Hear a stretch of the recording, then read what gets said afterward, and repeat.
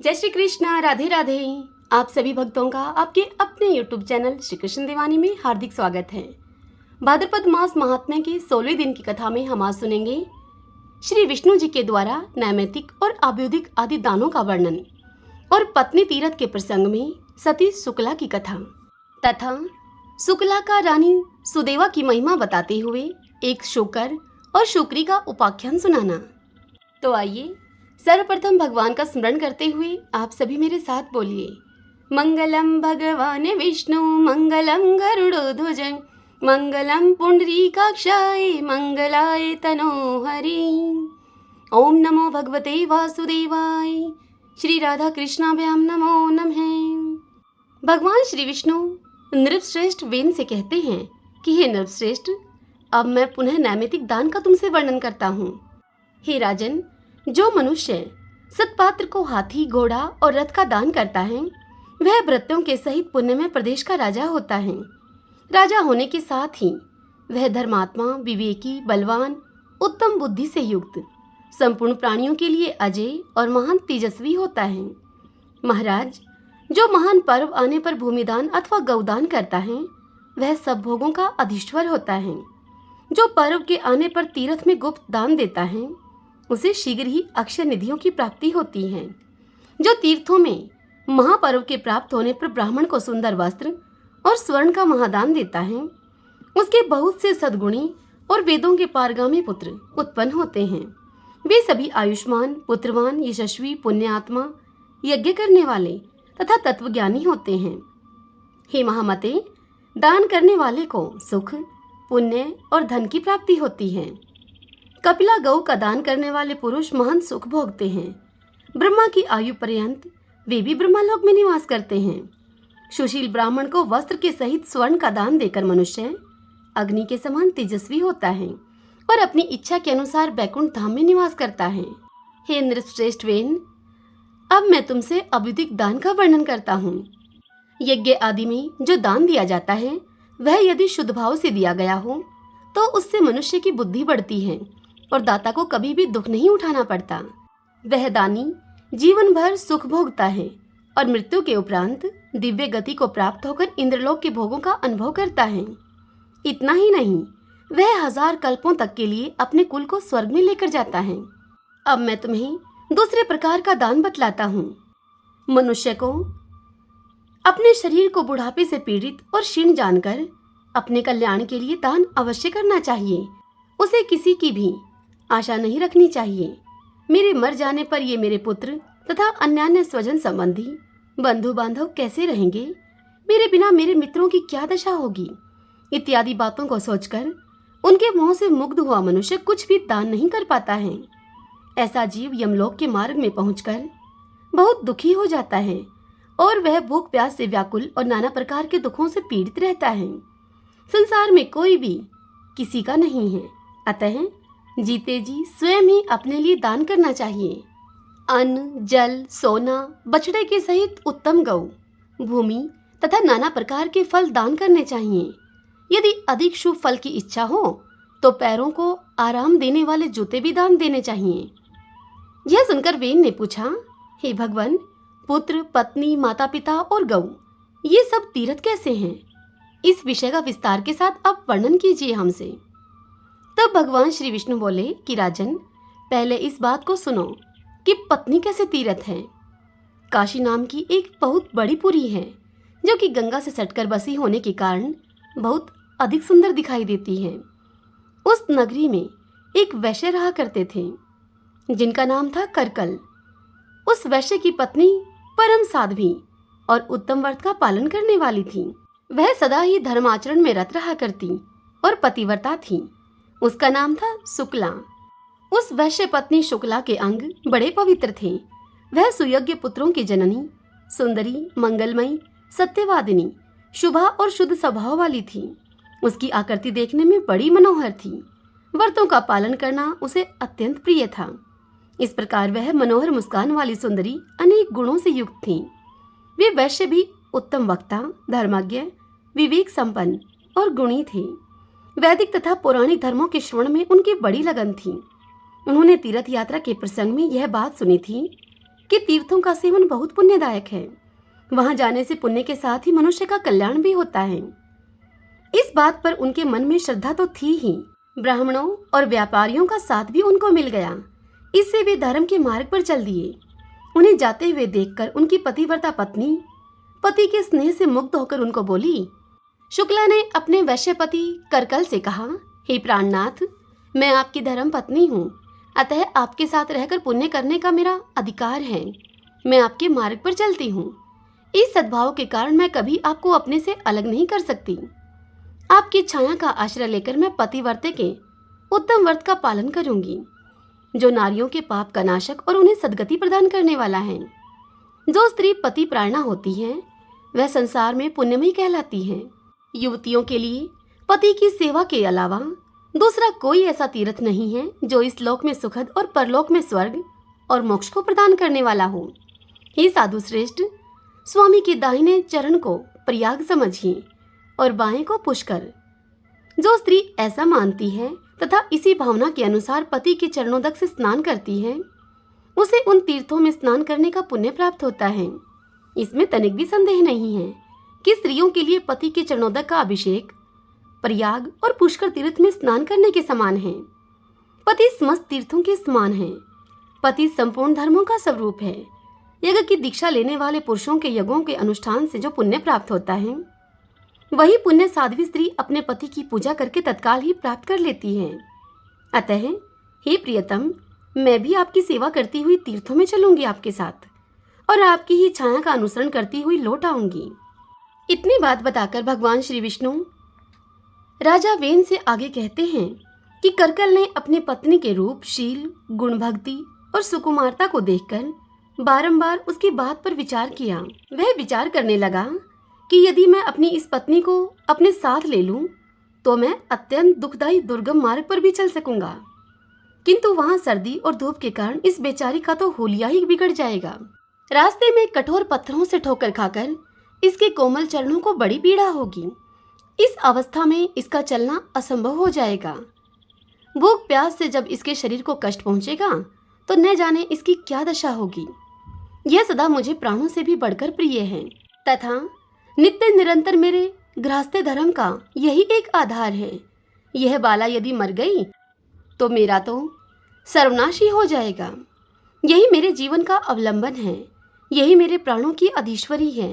अतः मैं इसे तीर्थों में नहीं लेकर जाऊंगा, अकेला ही यात्रा करूंगा। अपने मन में ऐसा विचार करके उन्होंने अपनी पत्नी से कहा, मैं तेरा कभी त्याग नहीं करूंगा। और पत्नी को बताए बिना ही वे चुपके से अपने साथियों के साथ चले गए। महाभाग करकल बड़े ही पुण्य आत्मा थे। उनके चले जाने पर सुंदरी शुक्ला देव आराधन की बेला में पुण्यमय प्रभात के समय जब सोकर उठी तब उसने स्वामी को घर में नहीं देखा। फिर तो वह हड़बड़ाकर उठकर बैठ गई और अत्यंत शोक से पीड़ित होकर वह रोने लगी। वह बाला अपने पति के साथियों के पास जा जाकर उनसे पूछने लगी कि हे महाभागगण, आप लोग मेरे बंधु हैं। मेरे प्राणनाथ करकल मुझे छोड़कर कहीं चले गए हैं। यदि आपने उन्हें देखा हो तो मुझे बताइए। जिन महात्माओं ने मेरे पुण्य आत्मा स्वामी को देखा हो वे मुझे बताने की कृपा कीजिए। उसकी इस बात को सुनकर जानकार लोगों ने उससे परम बुद्धिमान करकल के विषय में कुछ इस प्रकार से कहा। वे बोले, हे शुभे, तुम्हारे स्वामी करकल धार्मिक यात्रा के प्रसंग से तीर्थ सेवन के लिए गए हैं। तुम शोक क्यों करती हो भला? हे भद्रे, वे बड़े बड़े तीर्थों की यात्रा पूरी करके फिर वापस लौट आएंगे। श्री भगवान इतनी बात बताकर राजा वेन से आगे कहते हैं कि हे राजन, विश्वासी पुरुषों के द्वारा इस प्रकार विश्वास दिलाए जाने पर शुक्ला पुनः अपने घर में लौट आई और करुण स्वर से वह फूट फूट कर रोने लगी।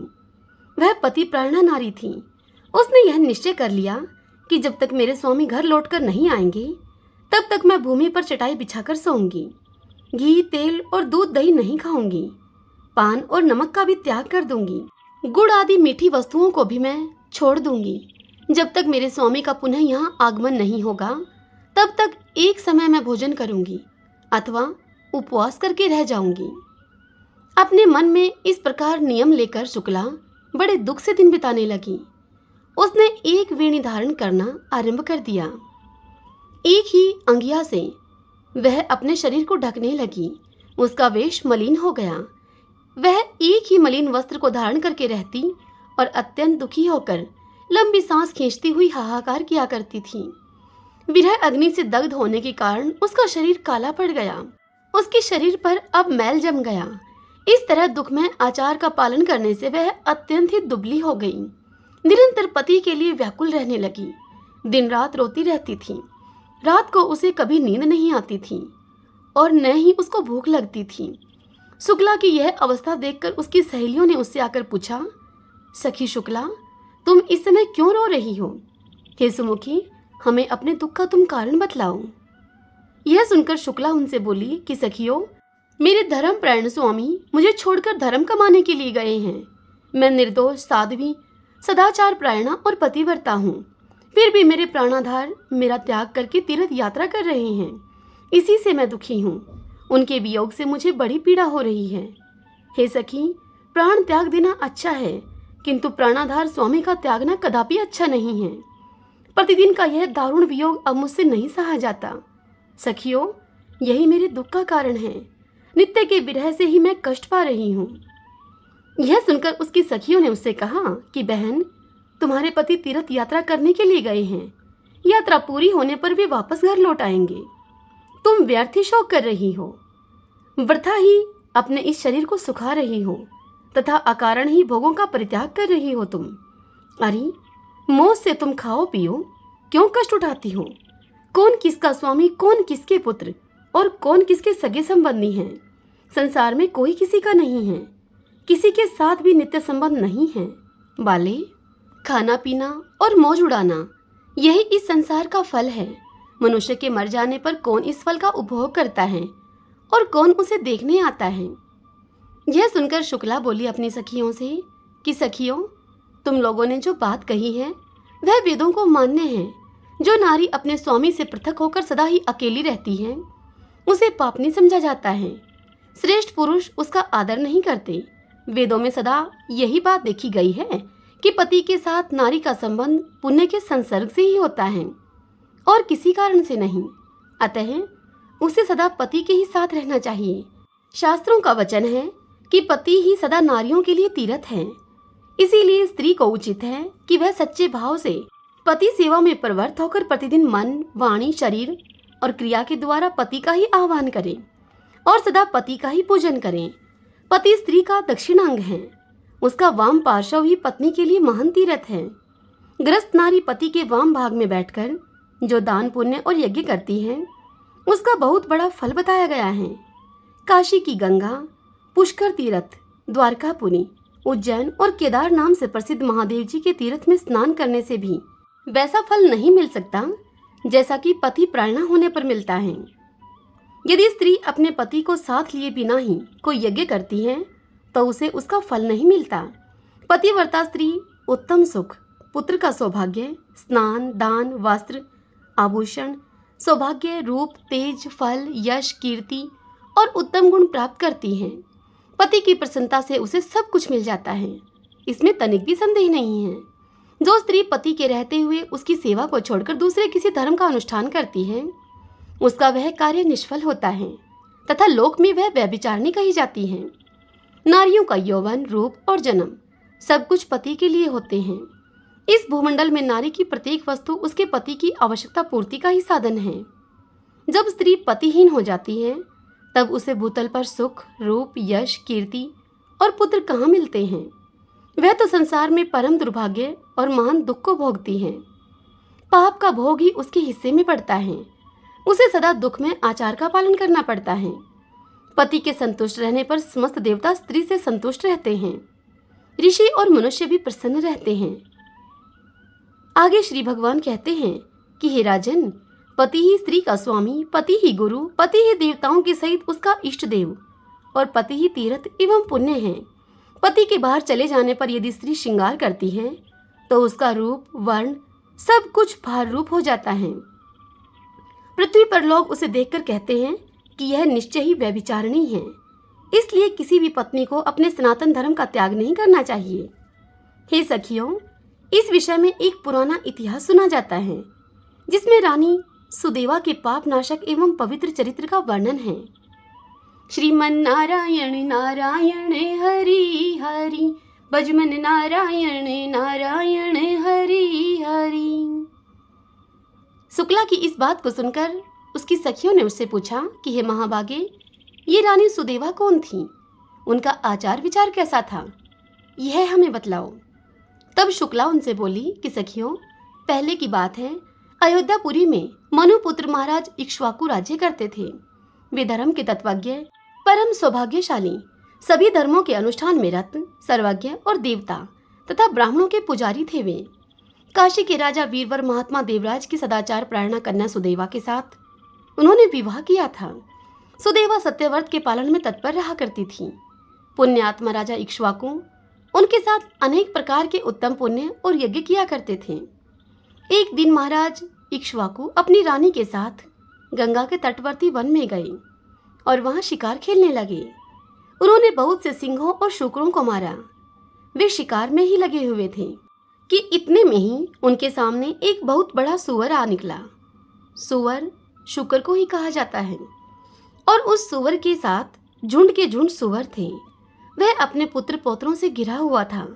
उसकी प्रियतमा शुक्री भी उसके बगल में मौजूद थी। उस समय सूअर ने राजा को देखकर अपने पुत्रों पौत्रों तथा अपनी पत्नी से कहा कि हे प्रिय, कौशल देश के वीर सम्राट महातेजस्वी इक्ष्वाकु यहाँ शिकार खेलने के लिए पधारे हैं। उनके साथ बहुत से कुत्ते और व्याध भी हैं।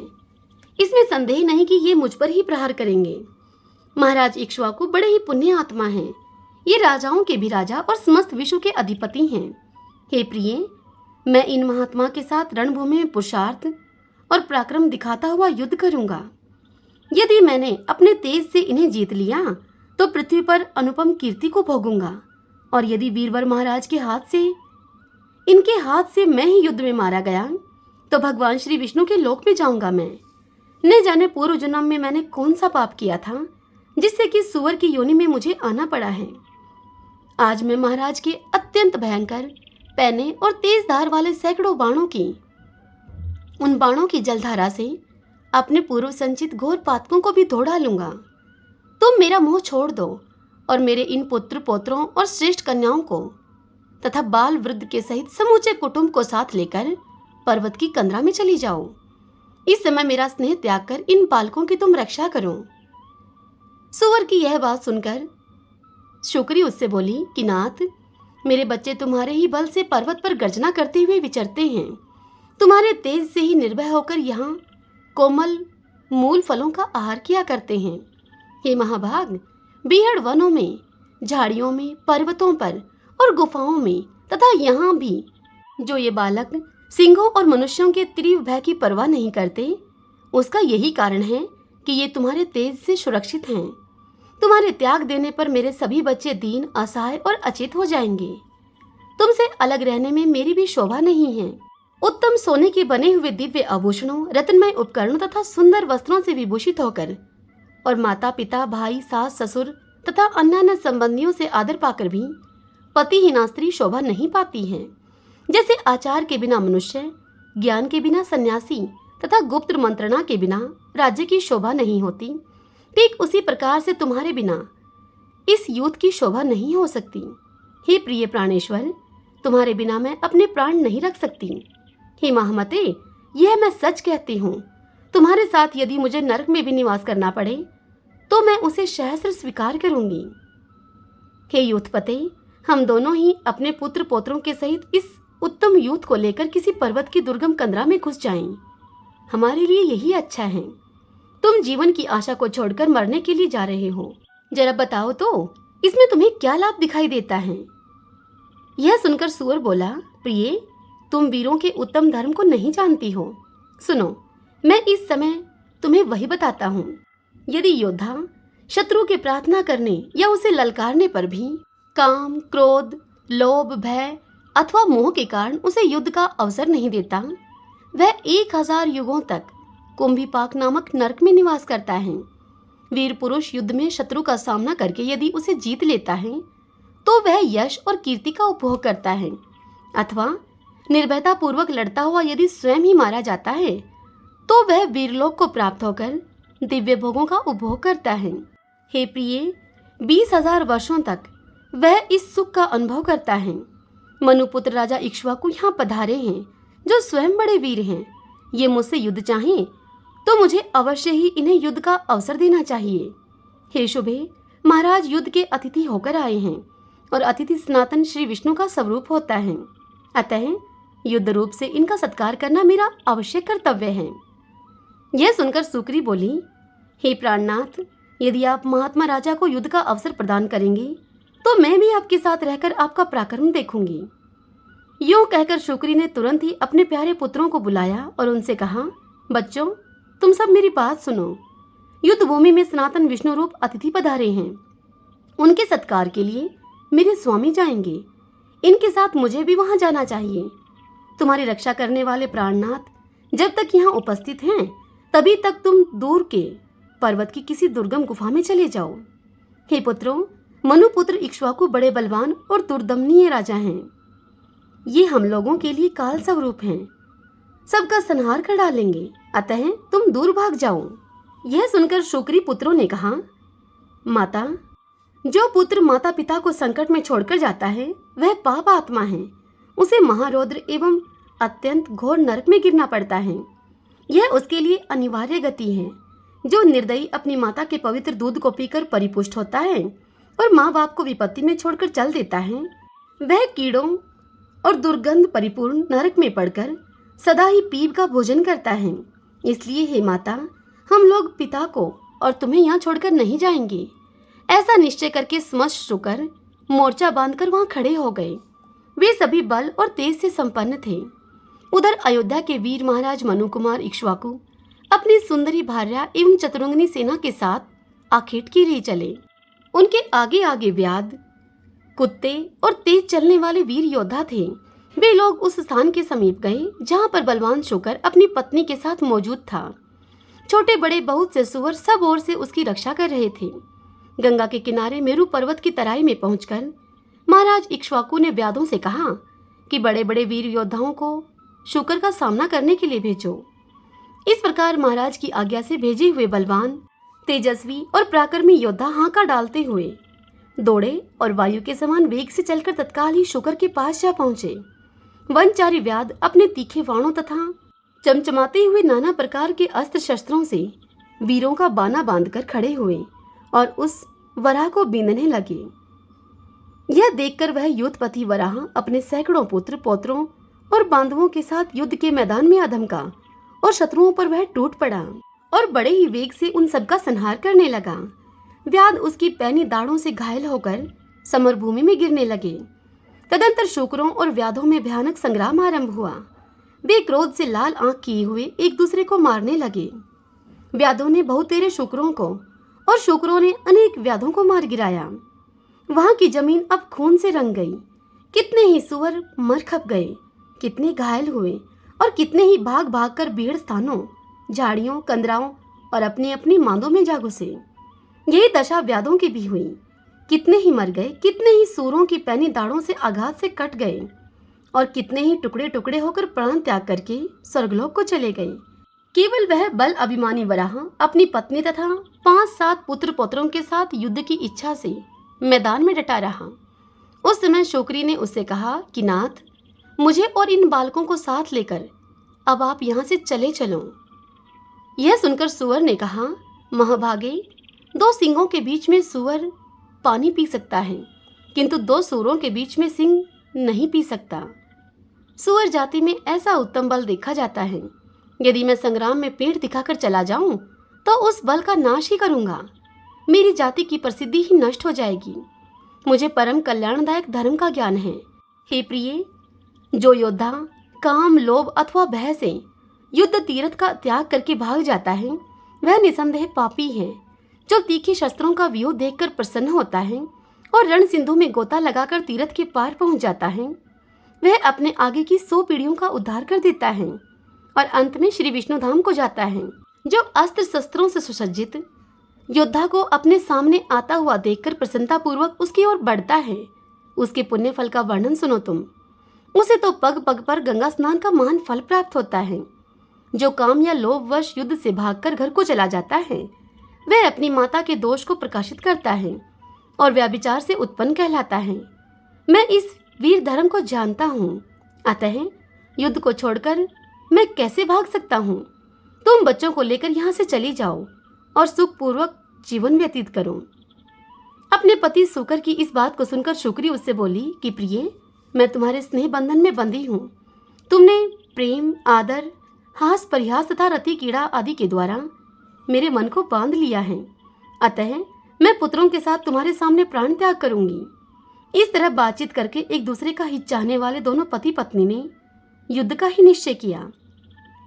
कौशल सम्राट इक्ष्वाकु ने देखा कि वर्षा के समय आकाश में मेघ जिस प्रकार बिजली की चमक के साथ गरजते हैं, ठीक उसी तरह से अपनी पत्नी के साथ शूकर भी गर्जना करता है और अपने खुरों के अग्रभाग से मानो महाराज को युद्ध के लिए वह ललकार रहा हो।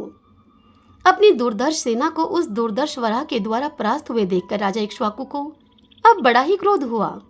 उन्होंने धनुष और काल के समान भयंकर बाण लेकर अश्व के द्वारा बड़े वेग से उस शूकर पर आक्रमण किया।